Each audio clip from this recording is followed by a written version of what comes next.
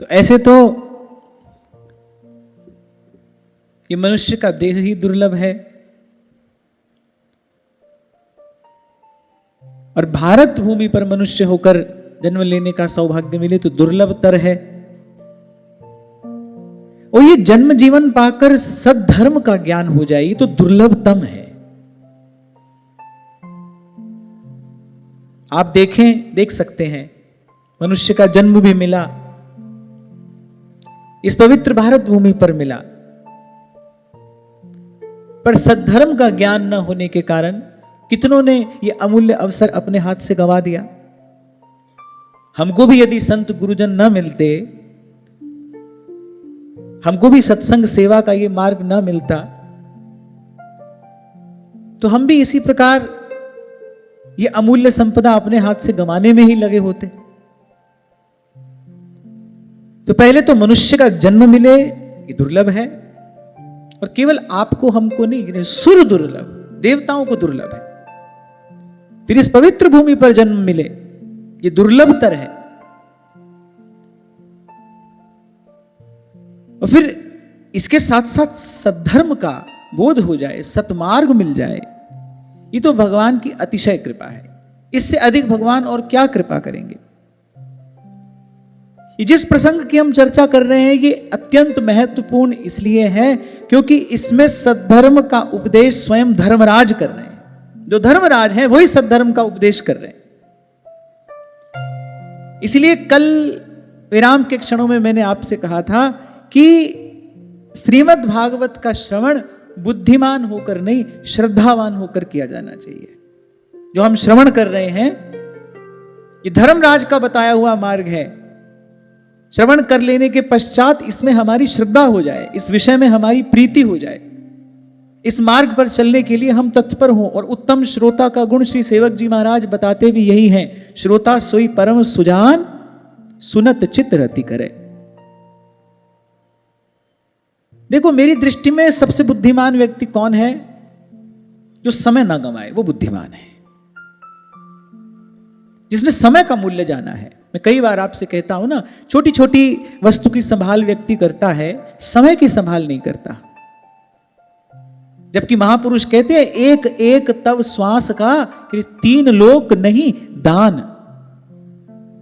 अरे धन की हानि हुई, धन फिर मिलेगा। कोई वस्तु हाथ से चली गई, कोई और वस्तु आ जाएगी, और ये आना जाना खोना पाना तो जीवन में लगा रहता है।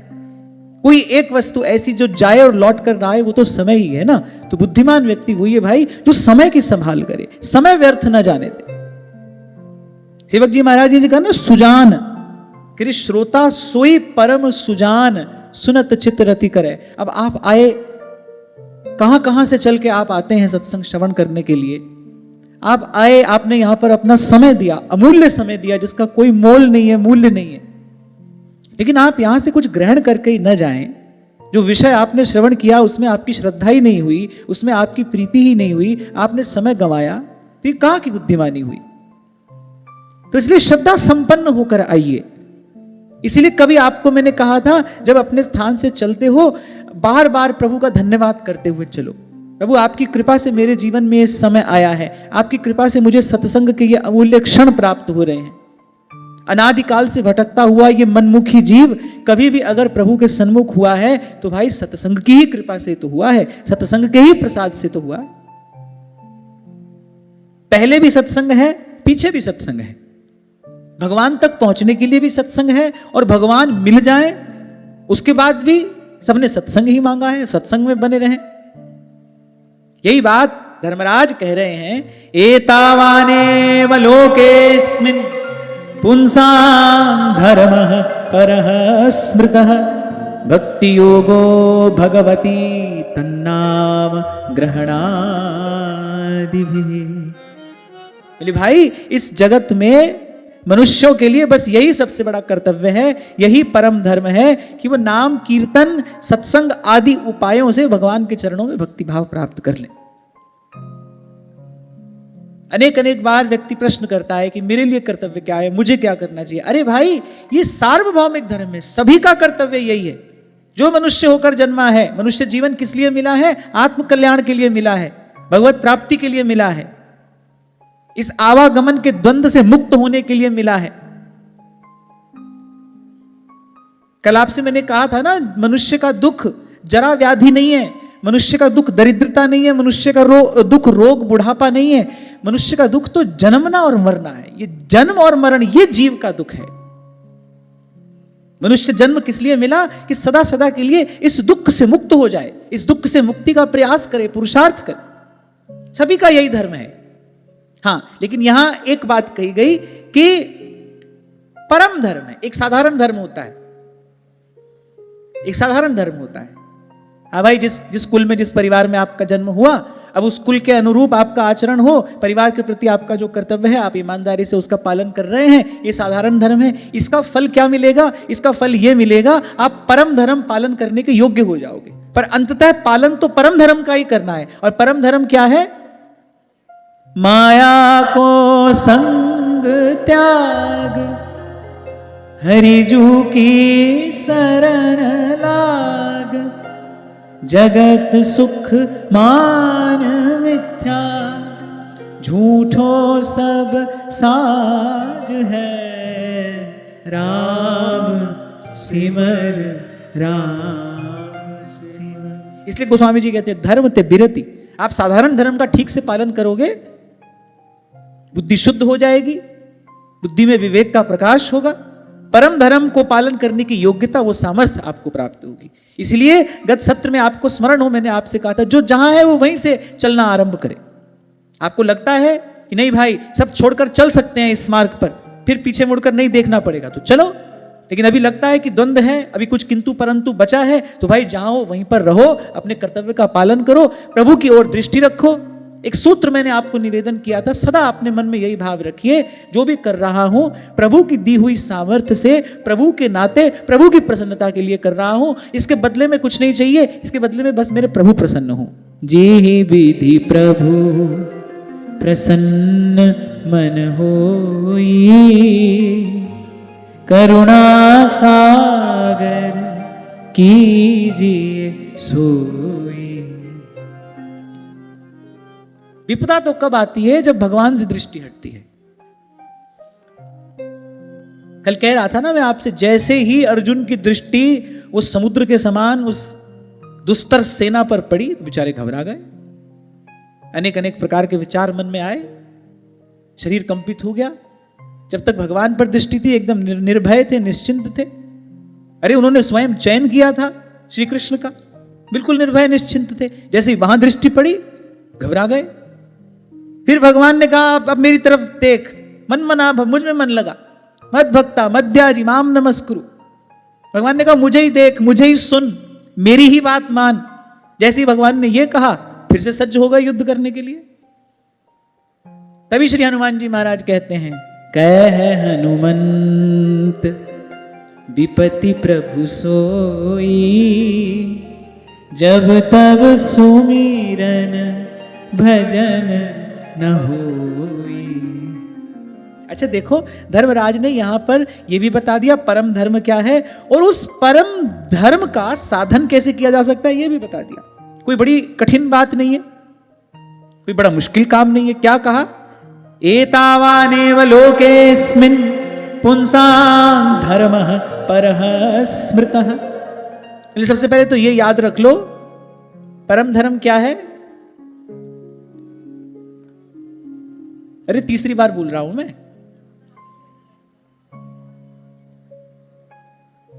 भाई। इस जन्म मरण के दुख से मुक्त होना है, और इस दुख से, इस संस्कृति से, इस त्रिताप से मुक्त होने का एक ही उपाय है, श्री कृष्ण के चरणारविंद की भक्ति। उसका साधन क्या है?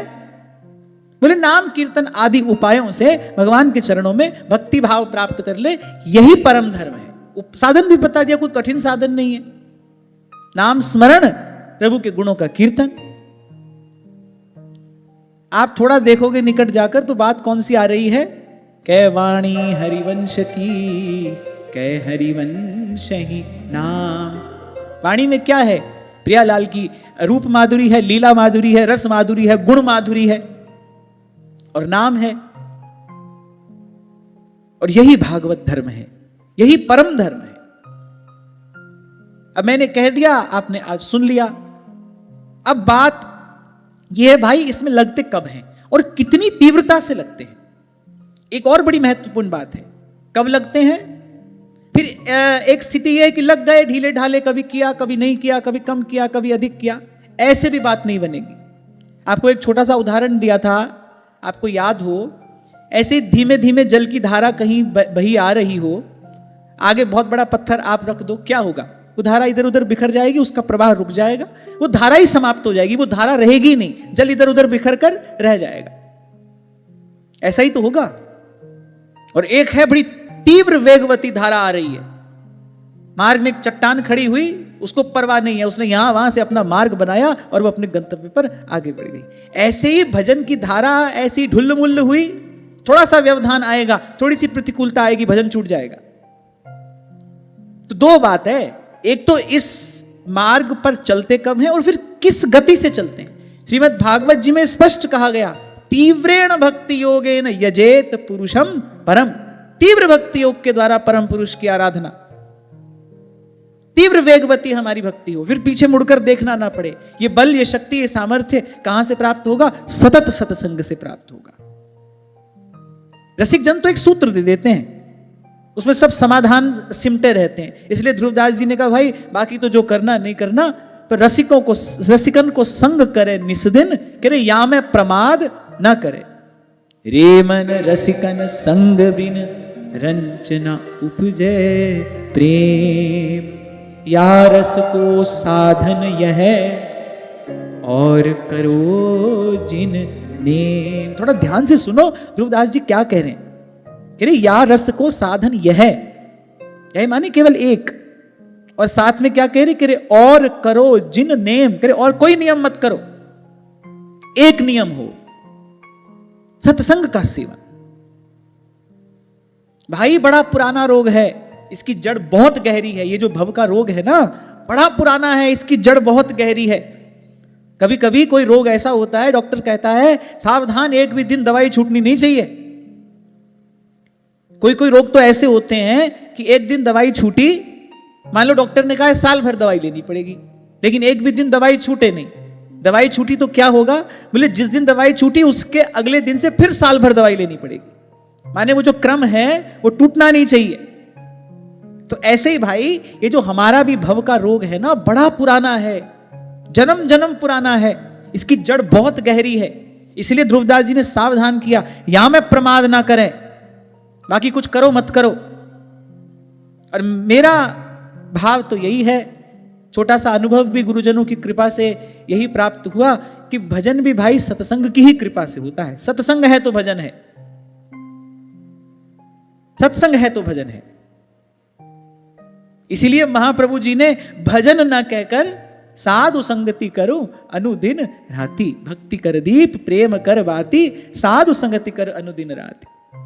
महादेव कहते हैं, गिरिजा संत समागम समन लाभ कछु आन।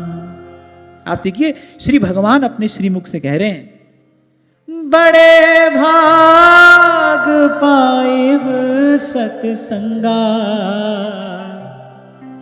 बिनहि प्रयास होहि भव भंगा। सत्संग क्या है? सत्संग भजन की प्रेरणा है। मार्ग में कोई बाधा आ जाए, फिर सत्संग प्रोत्साहन देगा। आप नित्य प्रति नियम से यदि सत्संग कर रहे हो तो क्या होगा, सतत भजन की प्रेरणा मिलती रहेगी। कभी वो भाव शिथिल पड़ेगा, ढीला पड़ेगा, जो कि पड़ना बहुत स्वाभाविक है।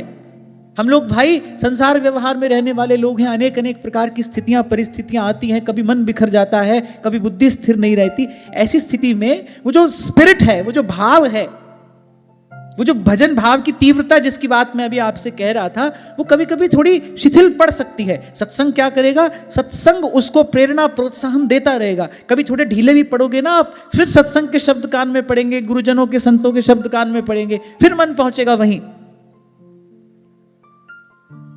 सत्संग प्रेरणा भी देता है, सत्संग प्रोत्साहन भी देता है, और सत्संग सीधे सीधे प्रेम का प्रसाद देकर पुष्ट भी करता है। इसलिए मेरा कहना तो यही है कि और कोई नियम हम ले न ले और कोई व्रत हो ना हो, पर सतत सत्संग के सेवन का व्रत हो, बस यहां से सब समाधान प्राप्त होता है, सब। और धर्मराज ने जिस परम धर्म की बात की वो तो यही है कि भाई भगवान के चरणों की भक्ति जीव प्राप्त कर ले। उसका साधन क्या बताया? उसका साधन बताया नाम कीर्तन आदि से। अब आप सत्संग में आते हो, नाम का श्रवण भी होता है, कीर्तन भी होता है, भगवान के गुण का श्रवण भी होता है, कीर्तन होता है, भगवान की लीला कथा का भी श्रवण होता है, कीर्तन होता है। आप देखो जो उपाय धर्मराज बता रहे हैं सत्संग में वो सब सहज में ही हो जाता है, हो भी जाता है, और उसी में बने रहने की, उसी में रमे रहने की प्रेरणा भी प्राप्त होती है। तो एक बात यह निश्चित हो गई, कोई किसी भी मत संप्रदाय का हो भाई, मनुष्य है तो उसका यही धर्म है कि इन उपायों से श्रवण कीर्तन आदि का आधार लेकर भगवान के चरणों की भक्ति प्राप्त कर ले। आगे कहते हैं, नामोच्चारण माहात्म्यं हरे पश्यत पुत्रकाः अजामिलोऽपि येनैव मृत्युपाशादमुच्यत। भगवान धर्मराज ने कहा, अरे दूतों, भगवान के नामोच्चारण की महिमा तो देखो, किसने मुक्त किया? अजामिल जैसे महापापी को भगवान के नामोच्चारण ने ही तो मुक्त किया। धर्मराज कह रहे हैं कि नामोच्चारण की महिमा तो देखो, अजामिल जैसा पापी। दोनों पक्षों का विचार करो, पापी कैसा है? अजामिल जैसा, जिसने जीवन भर पाप के अतिरिक्त कुछ नहीं किया, अपने धर्म से च्युत हो गया। कौन सा ऐसा दुराचार, कौन सा ऐसा दुष्कर्म था जो अजामिल ने बार बार न किया हो? बोले एक और तो अजामिल जैसा पापी, और दूसरी ओर एक बार भगवान के नाम का उच्चारण किया, और वो भी कोई श्रद्धा से नहीं किया था। वस्तुतः अजामिल ने भगवान के नाम का उच्चारण नहीं किया, उसने तो अपने पुत्र को पुकारा था, किसी अन्य अभिप्राय से नारायण कहा था। उसकी कोई मति भगवान में थोड़ी थी, उसने तो अपने पुत्र का उच्चारण किया। वो तो घोर आसक्ति में पड़ा। जब यमदूतों का दर्शन हुआ तो बेचारा बड़ा भयभीत हो गया, व्याकुल हो गया। पुत्र में उसकी आसक्ति थी, पुत्र में ही उसकी मति अटकी थी। नारायण ऐसा कहा, बस ऐसा सुनते ही भगवान के दूत आ गए, मृत्यु के पास से छुड़ा लिया। तो धर्मराज अपने दूतों को कह रहे, अरे तुम तो अपनी आंख से देख कर आ रहे हो भगवान के नाम की महिमा, कहां तो वो अजामिल जैसा पापी, और उसने अनजाने ही बिना किसी भक्ति के, बिना किसी श्रद्धा भाव के नारायण इस शब्द का उच्चारण मात्र किया, और बोले देखो मृत्यु पाश से छुटकारा पा गया। इसलिए संत कहते हैं, जिस नाम से पत्थर तरे, जिस नाम से पत्थर तरे, उससे तेरा तरना आसान है। पर देखो हमारी बुद्धि भी कैसी जड़ है। भगवान नाम की ऐसी महिमा, ऐसा अमित प्रभाव बार बार श्रवण कर लेने के बाद भी हमारी नाम में रुचि नहीं होती। किस लिए भजन कर रहे हैं? किस लिए कर रहे हैं? हवाई करना है। अभी भजन इसलिए कर रहे हैं क्योंकि भाई गुरुजनों की आज्ञा है, इतना सत्संग में श्रवण करते हैं, भजन करना है, भजन करेंगे तो कुछ हमारा मन शुद्ध होगा। अभी अनेक अनेक कारण हैं। एक है नाम में रुचि हो जाना, कोई कारण नहीं है, बस नाम में प्रियता हो गई है, नाम प्यारा लगने लगा है, नाम मीठा लगने लगा है। जैसे गोस्वामी जी कहते हैं, अब मोहे राम लागते मीठे। अभी नाम में प्रियता नहीं हुई, अभी नाम में रुचि नहीं हुई। निष्ठा तो रुचि के बाद होती है, पहले तो रुचि होनी चाहिए। अभी तो अनेक अनेक कारण हैं भजन करने के। गुरुजनों से बहुत सुना है, भाई नहीं भजन करेंगे फिर दुर्गति होगी, दुर्दशा होगी, फिर संसार में गिरना पड़ेगा। ये सब बात तो ठीक है, पर एक है नाम में प्रीति हो जाना, एक है नाम में रति हो जाना। ध्यान रखना, जब तक कोई कारण होता है तब तक प्रेम नहीं होता, और प्रेम का कोई कारण नहीं होता, वो बिना कारण होता है। नाम में प्रीति हो, नाम में रति हो। जब श्री सेवक जी महाराज कहते हैं ना कि जो हरिनाम जगत शिरोमणि, पहले हरिनाम की महिमा को प्रणाम करते हैं। बोले भाई इसमें तो कोई संशय नहीं है, हरिनाम से क्या नहीं हो सकता। कृष्ण केसरी को नाम एक बार लीने, ध्रुव पापी त्यों लोकन के छिन माही तरही, जो हरिनाम जगत शिरोमणि, करे वंश बिना कब हूं नहीं लई हूं। ये क्या है? ये हरिवंश नाम में उनकी प्रीति है, ये हरिवंश नाम में उनकी रति है। नाम में प्रीति हो तब नाम का आस्वादन प्राप्त होता है। जैसे बोली सखी कहती है, रोम रोम रग रग जब बोले, तब कछु स्वाद नाम को आवे। रोम रोम रग रग जब बोले, तब कछु स्वाद नाम को आवे। तो अपने जीवन के इस अभाव की ओर थोड़ा हम ध्यान दें। कितनी भगवान के नाम की महिमा सुन रहे हैं, कैसा अतुलित उसका प्रभाव है। अरे प्रभु को दे देने वाला नाम है। अच्छा, सबसे बड़ी बात है कितना सुगम है, कितना सरल मार्ग है। इससे सरल और क्या होगा कि तोते की तरह रटते रहो। सेवक जी महाराज कह रहे, नाम रटत आई सब सुही, तोते की तरह रटते रहो। प्रथम नाम हरिवंश हित रट रसना दिन रैन। केवल रटना ही तो है, इससे सरल बताओ और क्या होगा। और ये बुद्धि की जड़ता कैसे दूर होगी? सदगुरु मेरा सूरमा, करे सबद की चोट। बने रहिए श्रद्धा पूर्वक सत्संग में, बने रहिए। किसी दिन प्रभु की कृपा होगी और संत गुरुजन का कोई शब्द उसकी चोट पड़ेगी और कपट का कोट गिर जाएगा, बुद्धि की जड़ता दूर हो जाएगी। एतावतालमघ निर्हरणाय पुंसां, संकीर्तनं भगवतो गुणकर्म नाम्ना। विकृष्य पुत्रमघवान् यदजामि लोपि, नारायणेति म्रियमाण इयाय भुक्तिम। धर्मराज कह रहे हैं भगवान के गुण लीला और नाम का भली भांति कीर्तन बोले मनुष्य के पापों का नाश कर दे। बोले ये कोई उसका बहुत बड़ा फल नहीं है। 2 दिन पहले मैं आपको यही कह रहा था, अरे पाप तो नष्ट हो ही जाएंगे। हमारी दृष्टि इस पर ना हो कि भगवान का नाम जपेंगे तो पाप नष्ट होंगे। प्रेम मूल यह नाम है, प्रेम प्रदान करने वाला ये नाम है। इस भाव से नाम जपें। नाम जपने के पीछे हमारी भावना क्या है, ये बड़ी महत्वपूर्ण बात है। किस भाव से आप भगवान नाम जप कर रहे हो? भगवान नाम तो सदा सिद्ध मंत्र है, स्वतः सिद्ध मंत्र है और सबके लिए उजागर है, सबके लिए प्रकट है। दीक्षा की महिमा क्या है? गुरु भी भगवान का नाम ही सुनाता है और वो नाम तो प्रकट है, उजागर है। दीक्षा की महिमा क्या है? बिना दीक्षा के, बिना गुरुजनों के सत्संग के मति निष्काम नहीं होती। भगवान के नाम का जप भी मनुष्य सकाम बुद्धि से करता रहता है और ऐसे छोटे मोटे लाभ उससे प्राप्त करके,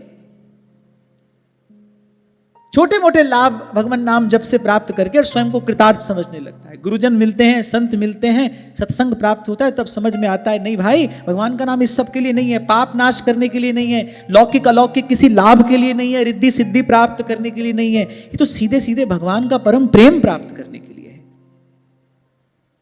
प्रेम के लिए है। तो धर्मराज के दूतों से कहा धर्मराज ने कि भगवान के नाम का, गुण का, लीला का कीर्तन गान अरे पाप नष्ट कर दे, कोई बहुत बड़ी बात नहीं है। तो ऐसे ही भगवान नाम के जप से पाप नष्ट हो जाए, ये भी कोई कहने की बात है? इसका तो विचार ही नहीं करना चाहिए, इसका विचार करने की तो आवश्यकता ही नहीं है। हाँ, लेकिन एक बात सावधान होकर सुनने की आवश्यकता है कि नाम की ओट में पाप ना हो, नाम की महिमा का दुरुपयोग न करने लगे हम कि भाई नाम जपने से तो अनेक अनेक जन्मों के पाप नष्ट हो जाते हैं, 2-4 पाप और कर लेंगे, 2-4 माला और कर लेंगे। ऐसी मति कदापि ना हो जाए। अगर ऐसा हुआ तो नामापराधी हो जाएगा। इसका परिणाम क्या होगा? भगवान से सदा के लिए विमुख हो जाओ।